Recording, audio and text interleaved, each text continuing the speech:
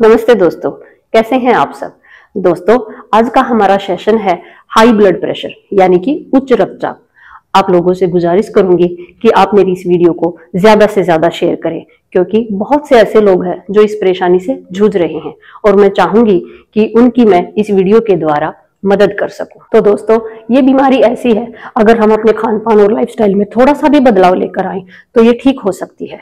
Video को skip ना करें। अगर आपने मेरा चैनल सब्सक्राइब नहीं किया है तो इसे सब्सक्राइब कर लीजिए, ताकि योग से जुड़ी हुई अच्छी अच्छी जानकारी मैं आप तक पहुंचाती रहूं।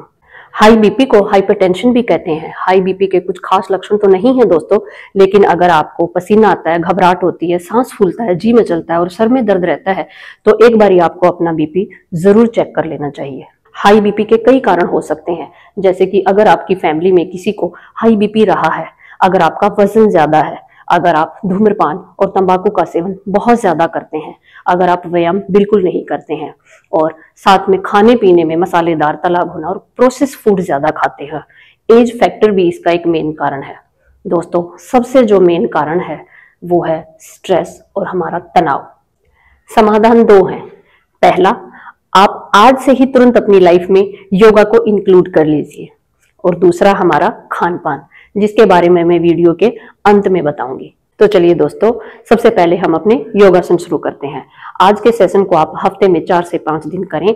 आप दिन में खाली पेट इसे किसी भी टाइम कर सकते हैं। सबसे पहले हम कुछ वार्म अप करेंगे, फिर योगासन, और आखिर में हम सीखेंगे शीतली प्राणायाम, जो कि हाई बीपी को कंट्रोल करने में बहुत अच्छा होता है। तो चलिए सबसे पहले हम वार्म अप करते हैं। तो चलिए अब हम अपने वार्म अप कर लेते हैं। इसके लिए आप जमीन पर भी बैठ सकते हैं या फिर बिस्तर पर भी बैठ सकते हैं। चलिए किसी कंफर्टेबल पोजीशन में बैठ जाइए, जैसे अभी मैं सुखासन में बैठी हूँ। इसके लिए आप अपने इंडेक्स फिंगर और अंगूठे के टिप को मिला लेंगे और अपने दोनों घुटनों पर कुछ इस तरह से रख लेंगे। अपनी कमर और अपनी चेस्ट को बिल्कुल सीधा रखिए। इसमें आपको 10 डीप ब्रीथ लेनी है। डीप ब्रीथ से मेरा मतलब है अपने पेट तक हवा को भरना है और बाहर निकालना है।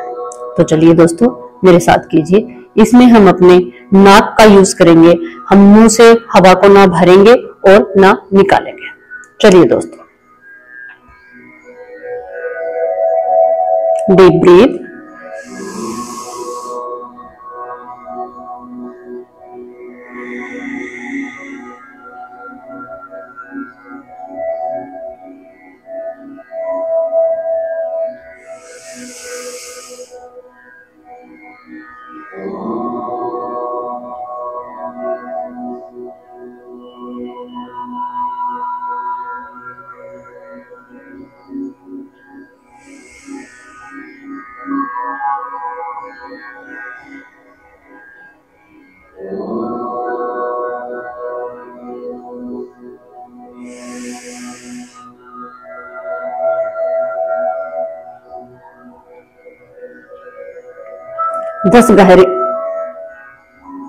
दस गहरी सांसें लेने के बाद हम धीरे से अपनी आंखों को खोलेंगे। अब हम गर्दन की थोड़ी सी एक्सरसाइज कर लेते हैं। चलिए, गर्दन को सीधा रखिए और यहाँ पे एक लंबा गहरा सांस लीजिए और एक्सहेल करते हुए अपनी गर्दन को नीचे, अपनी ठोडी को अपनी छाती से मिलाइए। यहाँ कुछ देर के लिए हम रुकेंगे, सिर्फ 1 या 2 सेकंड के लिए। अब सांस भरते हुए ऊपर,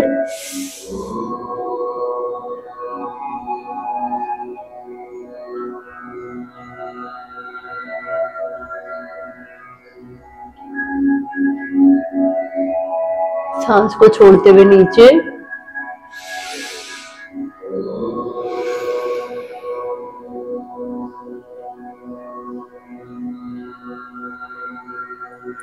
अभी एक लंबा गहरा सांस लीजिए। साइड में भी कर लेते हैं, छोड़ते हुए साइड में।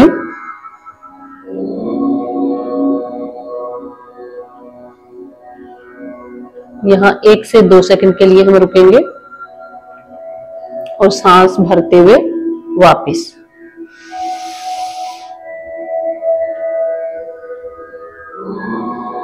और छोड़ते हुए अपने लेफ्ट साइड में 102 सेकंड के लिए यहां रुकिए और सांस लेते हुए वापस। चलिए थोड़ा सा और करते हैं। अपने दोनों हाथों को आगे लेके आइए कुछ इस तरह से। अब सांस भरते हुए ऊपर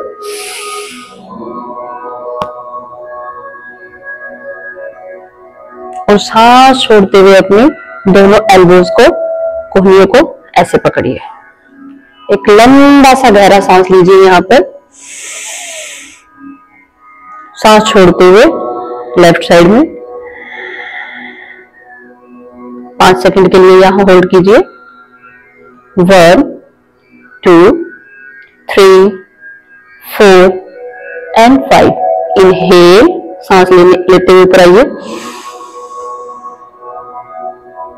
छोड़ते हुए अपनी राइट साइड में।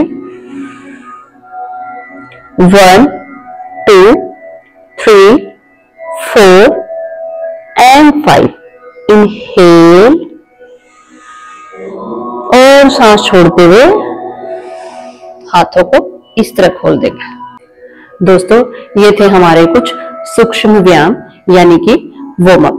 अब हम कुछ करेंगे आसन। दोस्तों सबसे पहला आसन जो हम करेंगे वो है बद्ध कोण आसन। तो इसके लिए हमें क्या करना है, अपने पैरों को ऐसे खोलिए और अपने दोनों पंजों को और एड़ियों को कुछ इस तरह से मिलाइए। अब इन पैरों के पंजों के नीचे हमें अपने दोनों हाथों को कुछ इस तरह से रख के दोनों पैरों को पकड़ लेना और दोनों हाथों के अंगूठों से हमें पैरों के अंगूठों को ऐसे पकड़ देना है। दोस्तों अब अपने पैरों को हम थोड़ा सा अपने पास लेके आएंगे और अपनी चेस्ट और अपनी कमर को बिल्कुल सीधा रखेंगे। दोस्तों इस आसन में हम 10 सेकंड तक होल्ड करेंगे। तो चलिए मेरे साथ आप भी कीजिए।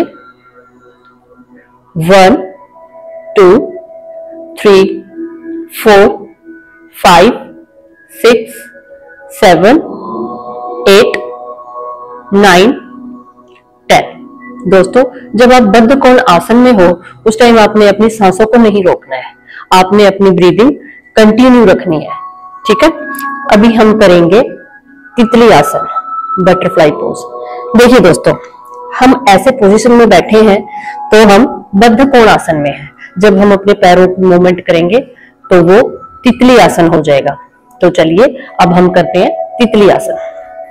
जब हम अपने पैरों को दोस्तों ऊपर लेके आएंगे तो इनहेल में सांस भरते हुए लेके आएंगे और जब नीचे लेके जाएंगे तो हम सांस छोड़ते हुए जाएंगे। चलिए दोस्तों मेरे साथ कीजिए। Inhale and exhale, inhale and exhale and exhale।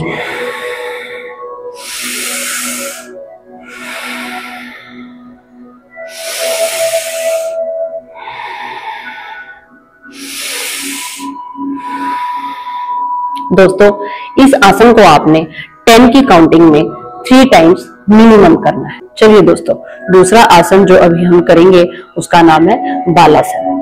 तो इसके लिए हमें बैठना है वज्रासन में। तो कैसे बैठना है, आप अपने घुटनों को ऐसे फोल्ड करके ऐसे बैठ जाइए। यहां पर एक लंबा गहरा सांस लीजिए और सांस को छोड़ते हुए आप आगे जाइए, नीचे झुकिए। अपने सिर को आप ऐसे लगा सकते हैं। देखिए अगर आपका सिर आप यहाँ पे नहीं लग रहा है तो आप अपने दोनों हाथों की ऐसे मुट्ठियां बनाइए और ऐसे रखिए।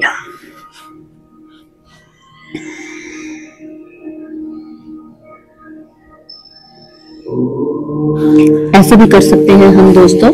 ये बहुत ही रिलैक्सिंग आसन होता है, आप करके जरूर देखिएगा। अगर आप ऐसे कंफर्टेबल हैं तो आप ऐसे कीजिए और अगर आप ऐसे कंफर्टेबल हैं तो आप ऐसे भी कर सकते हैं। 10 से 15 सेकंड तक हम यहाँ पे होल्ड करेंगे और इस आसन को आपने 3 टाइम्स मिनिमम करना है।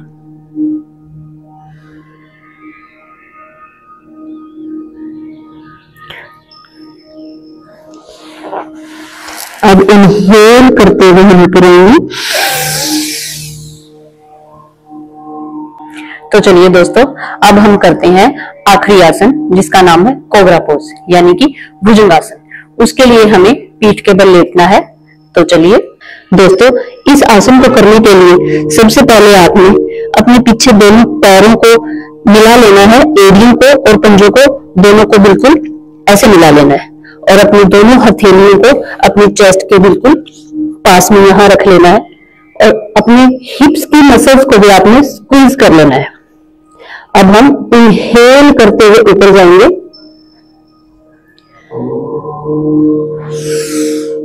अगर आप इतना हो सकते हो तो इतना ही करिए। हम 10 की काउंटिंग में यहां होल्ड करेंगे। 1 2 3 4 5 6 7 8 9 10। Inhale and exhale.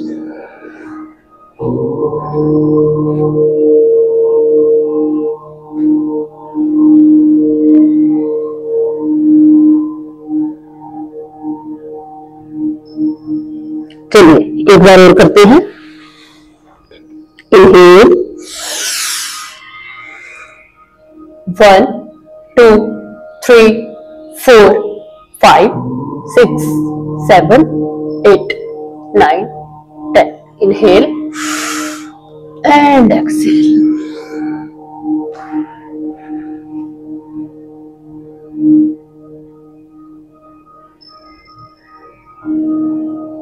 दोस्तों, इस आसन को भी आपने मिनिमम 3 टाइम्स करना है और 10 की काउंटिंग में करना है। सेशन खत्म होने वाला है, आसन खत्म हो गए।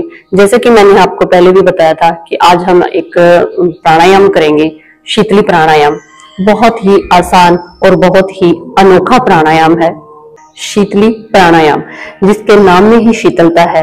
ये प्राणायाम जो है वो आपकी बॉडी के टेम्परेचर को लो करता है। खास करके गर्मियों के मौसम में शीतली प्राणायाम को करने से आपकी बॉडी कूल डाउन होती है, वो आपके टेम्परेचर को लो करता है। शीतली प्राणायाम आपके स्ट्रेस को, तनाव को, एंजाइटी को, घबराहट को भी कम करता है। दोस्तों, शीतली प्राणायाम की एक खासियत है, इसको आप सोने से पहले भी कर सकते हो, सवेरे मॉर्निंग में उठ के खाली पेट भी कर सकते हो, खाना खा के भी कर सकते हो, बेड पे बैठ के भी कर सकते हो, चेयर पे बैठ के भी कर सकते हो, आप जमीन पर बैठकर भी कर सकते हो। जिन लोगों को खांसी, जुकाम, कफ जैसी प्रॉब्लम है वो लोग इस प्राणायाम को ना करें, क्योंकि शीतली प्राणायाम आपके बॉडी के टेम्परेचर को और ज्यादा गिरा देगा। तो चलिए दोस्तों, अब हम सीखते हैं शीतली प्राणायाम। शीतली प्राणायाम में हम अपने मुंह से सांस को लेते हैं और अपनी नाक से सांस को छोड़ते हैं। मुंह से जो हम अपने सांस को लेते हैं वो थोड़ा अलग तरीके से लिया जाता है। दोस्तों, इसमें हम 4 5 6 जितने सेकंड हम अपनी सांस को रोक सकते हैं, जलंधर बंद लगाकर अपनी सांस को रोकते हैं और फिर उसको नाक से छोड़ते हैं। दोस्तों, सुनने में ये जितना कॉम्प्लिकेटेड लग रहा है उतना है नहीं। जब मैं आपको करके दिखाऊंगी, ये बहुत ही आसान है। तो चलिए आप मेरे साथ सीखिए। तो चलिए दोस्तों, सबसे पहले आप एक कंफर्टेबल पोजीशन में बैठ जाइए, सुखासन में बैठ जाइए। सामने देखिए, अपनी जीभ को एक पाइप की फॉर्म में बाहर निकालेंगे, फोल्ड करके। मुझे देखिए,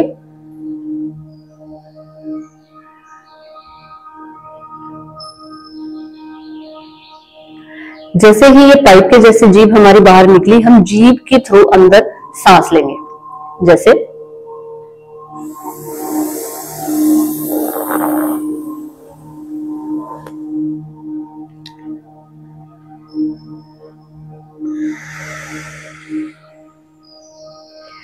जीभ को हमने पाइप के फॉर्म में फोल्ड किया और जीभ के थ्रू हमने सांस को लिया, फिर हमने मुंह को बंद किया, सांस को रोका और फिर नाक से हमने सांस को छोड़ा। पहले मैं सिंपल बताती हूँ, उसके बाद मैं जलंधर बंद लगाना सिखाऊंगी आपको।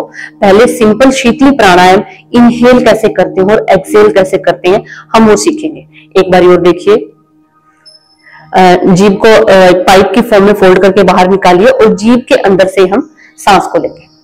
देखिए दोस्तों, मेरे साथ कीजिए आप भी।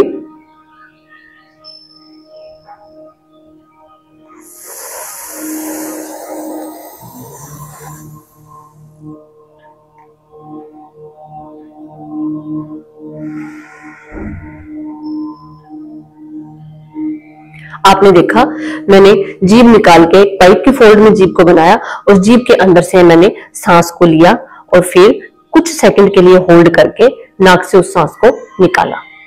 दोस्तों अब हम सीखेंगे कुंभक लगाना। कुंभक लगाना होता है जब हम अपनी सांसों को कुछ सेकंड के लिए होल्ड करके रखते हैं, उसको हम कुंभक लगाना बोलते हैं। जैसे मुझे देखिए,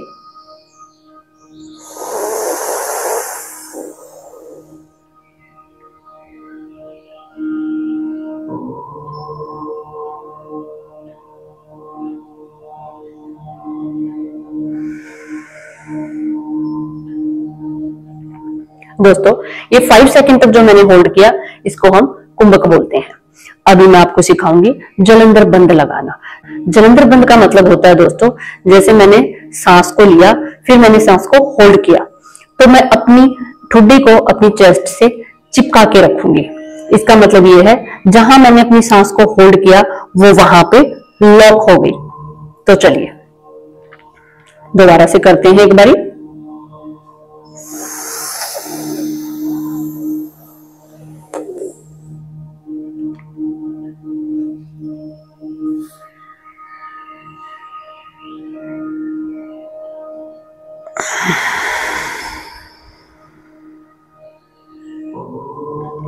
दोस्तों शुरू में आप शीतली प्राणायाम को 5 टाइम्स कीजिए और फिर आप जैसे जैसे आपकी प्रैक्टिस होती है तो इसको मिनिमम 10 टाइम्स जरूर कीजिए। दोस्तों शीतली प्राणायाम को आप डेली रूटीन में जरूर कीजिए। अगर आप डेली रूटीन में नहीं कर सकते हैं तो हफ्ते में 4 से 5 दिन जरूर कीजिए। अगर फिर भी आपको शीतली प्राणायाम करने में कोई दिक्कत आती है तो आप कमेंट बॉक्स में जाके कमेंट जरूर कीजिए, मैं आपके हर कमेंट का रिप्लाई करूंगी। और अब मैं आपको बताऊंगी कि हमें क्या बदलाव लाने चाहिए अपने खान पान में अपने बीपी को ठीक करने के लिए। दोस्तों बीपी की जो दवाई आप ले रहे हैं आप उसे कंटिन्यू रखिए। मैं सिर्फ आपको वो बताऊंगी कि क्या आपको अवॉइड करना है और आपको क्या इंक्लूड करना है अपने खाने में। तो चलिए सबसे पहले हम बात करते हैं जिन चीजों का हमें परहेज करना है या फिर कम मात्रा में लेना है। सबसे पहली जो चीज है वो है नमक। नमक को हमें सिर्फ खाने में कम नहीं करना। कई लोग ऐसे होते हैं जो सैलेड के ऊपर भी नमक डालते हैं, फ्रूट्स के ऊपर भी नमक डालते हैं, कई लोग जूस में भी नमक डाल के पीते हैं। हमें जो बाहर से नमक हम लेते हैं वो हमारे शरीर के लिए ठीक नहीं होता, इसलिए हमें सोडियम के इंटेक को कम करना है। दूसरा जो है वो है शुगर और कैफीन, जो कि हमें अपनी दिनचर्या से काटनी है। तो चलिए दोस्तों अब हम बात करते हैं कि हमें अपने खान पान में क्या क्या इंक्लूड करना चाहिए। तो सबसे पहली जो चीज है वो है हमें पोटेशियम को बढ़ाना चाहिए। पोटेशियम हमारे बीपी को कंट्रोल करने का सबसे अच्छा मिनरल है। दोस्तों कई बार हमें पता नहीं होता कि पोटेशियम के सोर्सेस क्या क्या है। अगर हम फ्रूट्स की बात करें तो केले में और सेब में सबसे ज्यादा अच्छा पोटेशियम की मात्रा होती है, तो हमें इसे अपनी डाइट में केले को और सेब को जरूर इंक्लूड करना चाहिए। अगर सब्जियों की मैं बात करूं तो खीरे को और पालक को आपने अपनी डाइट में जरूर शामिल करके रखना चाहिए। तीसरा जो है वो है लौकी का जूस, जो कि बीपी को कंट्रोल करने में हमारी बहुत ज्यादा मदद करता है, इसलिए अपनी डाइट में इसे जरूर डेली रूटीन में यूज करें। दोस्तों ये तो हो गई हमारी पोटेशियम की बात, जो कि हमें अपनी डाइट में जरूर शामिल करना चाहिए। दोस्तों अब हम बात करते हैं एक ऐसे इंग्रेडिएंट की जो कि हमारे कोलेस्ट्रॉल को कम करने में हमारी मदद करता है। और कोलेस्ट्रॉल जो है हमारे बीपी को बढ़ाने का काम करता है। दोस्तों वो एक ऐसा इंग्रेडिएंट है जो कि बीपी को और कोलेस्ट्रॉल को दोनों को ही मैनेज करने का काम करता है। वो है गार्लिक। गार्लिक यानी कि लहसुन, जिसे हमें अपनी डाइट में डेली रूटीन में इंक्लूड करके रखना चाहिए। दोस्तों मुझे फीडबैक दीजिए कि आज का ये सेशन आपको कैसा लगा। किसी दिलचस्प वीडियो के साथ फिर मिलते हैं। नमस्ते दोस्तों।